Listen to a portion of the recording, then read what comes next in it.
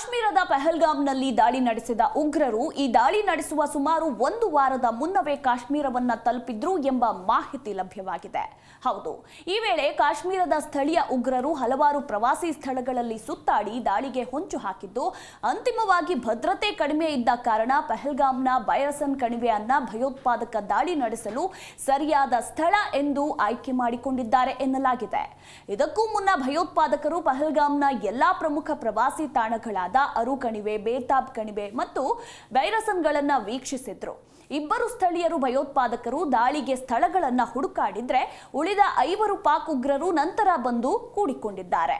ಇನ್ನು ಆರಂಭದಲ್ಲಿ ಭಯೋತ್ಪಾದಕರು ಬೇತಾಬ್ ಕಣಿವೆಯನ್ನೇ ಗುರಿಯಾಗಿಸಲು ಯೋಜಿಸಿದ್ರಂತೆ. ಆದರೆ ಕೊನೆಯ ಕ್ಷಣದಲ್ಲಿ ಆ ಯೋಜನೆಯನ್ನ ಬದಲಾಯಿಸಿ ಬೈರಸನ್ ಪ್ರವಾಸಿ ತಾಣವನ್ನ ಆಯ್ಕೆ ಮಾಡಿಕೊಂಡಿದ್ದಾರೆ. ಯಾಕಂದ್ರೆ ಇಲ್ಲಿ ದಾಳಿ ನಡೆಸಿದ ನಂತರ ಭಯೋತ್ಪಾದಕರು ತಪ್ಪಿಸಿಕೊಳ್ಳಲು ಈ ಸ್ಥಳ ಸಹಕಾರಿಯಾಗಿತ್ತು ಎಂಬ ಲೆಕ್ಕಾಚಾರದಲ್ಲಿ ಉಗ್ರರು ಇದೇ ಸ್ಥಳವನ್ನ ಫೈನಲ್ ಮಾಡಿದ್ದಾರೆ. ಆ ಬಳಿಕ ಏಪ್ರಿಲ್ 20ರಂದು ಪಾಕಿಸ್ತಾನದಿಂದ ಬಂದ ಭಯೋತ್ಪಾದಕರು ಬೈರಸನ್ ಕಡೆಗೆ ಏರಲು ಪ್ರಾರಂಭಿಸಿದ್ರು. 2 ದಿನಗಳ ಕಾಲ್ನಡಿಗೆಯ ನಂತರ ಬೈರಸನ್ ಬಳಿಯ ಕಾಡುಗಳನ್ನ ತಲುಪಿದ್ರು. ಆನಂತರ ಅಲ್ಲಿ ಅದಾಗಲೇ ಈ ಸ್ಥಳ ವೀಕ್ಷಣೆ ನಡೆಸಿ ದಾಳಿಗೆ ಪ್ಲಾನ್ ಅಂತಿಮಗೊಳಿಸಿದ್ದ ಸ್ಥಳೀಯ ಭಯೋತ್ಪಾದಕರನ್ನ ಭೇಟಿಯಾದ್ರು. ಈ ವೇಳೆ ಉಗ್ರರ ಗುಂಪು 2 ದಿನಗಳ ಕಾಲ ಅಲ್ಲಿಯೇ ಇದ್ದು ಏಪ್ರಿಲ್ 22ರಂದು ದಾಳಿ ನಡೆಸಿದೆ. ಇನ್ನು ಮಧ್ಯಾಹ್ನದ ಸಮಯದಲ್ಲಿ ದಾಳಿ ನಡೆಸಿರೋದ್ರಿಂದ ಕಾಡಿನಲ್ಲಿ ಕಣ್ಮರೆಯಾಗಲು ಸುಲಭವಾಗುತ್ತದೆ.